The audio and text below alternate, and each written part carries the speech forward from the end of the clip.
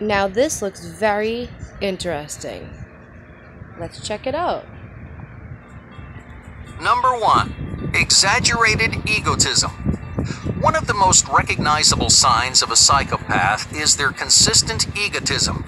Now, in their eyes, there's no one in the world who could ever be their equal. They're the best at everything they do. They're 100% certain they could never be replaced. This inflated self-importance comes from the selfish way that psychopaths view the world around them. They think people are always looking out for themselves, and if anyone says otherwise, they're lying. To a psychopath, they're not doing anything different than everyone else. They're just doing it better. For example, psychopaths think the rules are only there for people who aren't clever enough to break them and not get caught. That's one of the primary reasons why so many psychopaths engage in violent crimes, for their actions. If you were supposedly asking for it, well, they don't think it's their fault. If they go behind your back, they blame you for trusting them. Egotism and a lack of responsibility is a dangerous combination, so don't let these two psychopathic traits go unnoticed.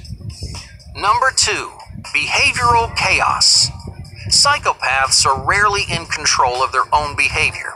They endanger themselves and the people around them by following impulse desires and instincts. If you're used to the stereotypical psychopath, this might sound a little backwards to you. The media's version is diligent and calculated. They plan out their crimes to the smallest, controlling their behavior.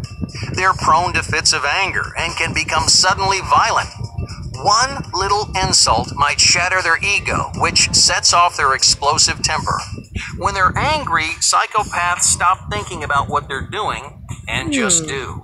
Have you ever noticed you're extra careful around someone you know? If you have, ask yourself whether or not they're really in control of their behavior.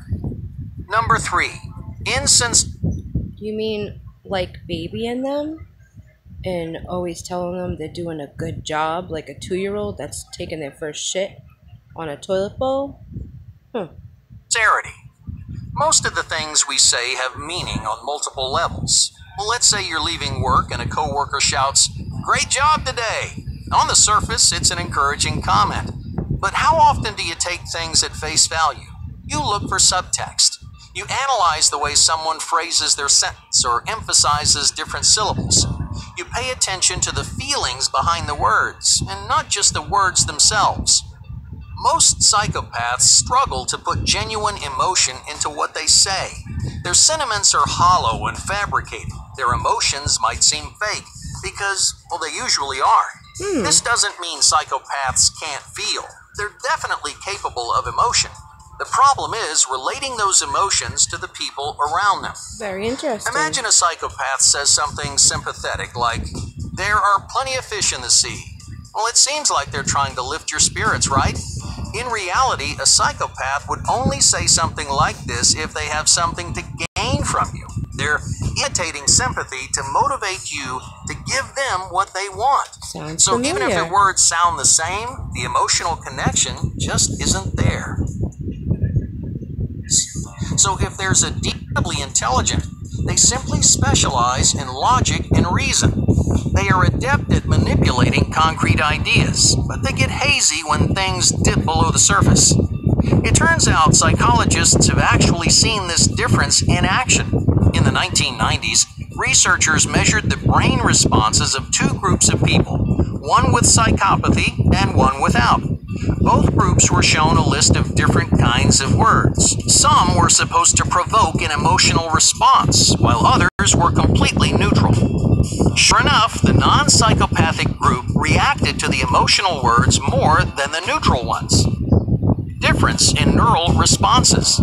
They won't grasp or relate to or care about their deeper meaning because their brain just doesn't work that way. So they'll paint their Number face 4, reviews? parasitic lifestyle.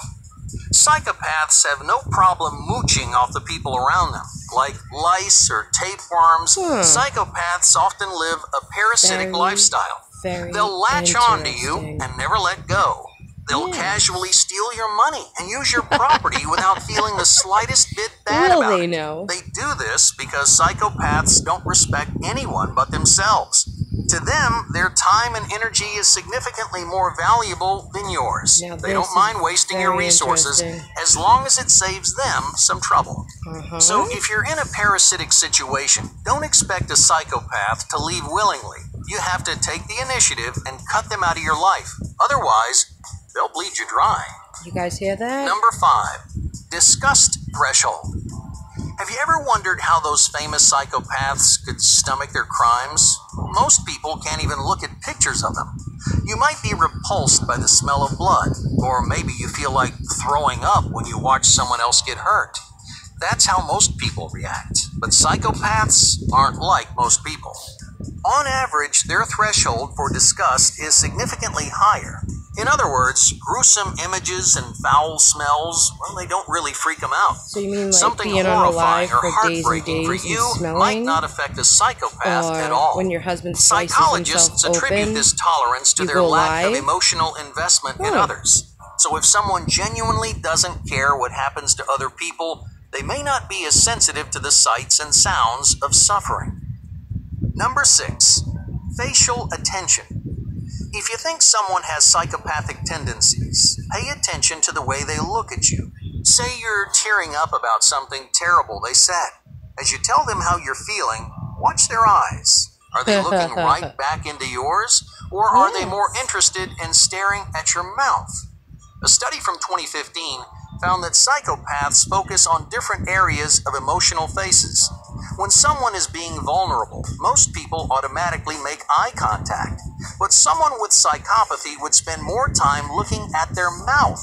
Why? Well, because your mouth gives as much or more information, but lacks the same personal intimacy. Psychopaths will subtly disconnect by recognizing your expressions, what's rarely noticed: distress. According to a 2018 study, psychopaths can't tell when someone is really upset or just faking it. They're significantly less likely to notice if someone is experiencing emotional distress rather than physical. Since they can't process distressed expressions, psychopaths rarely do anything to help.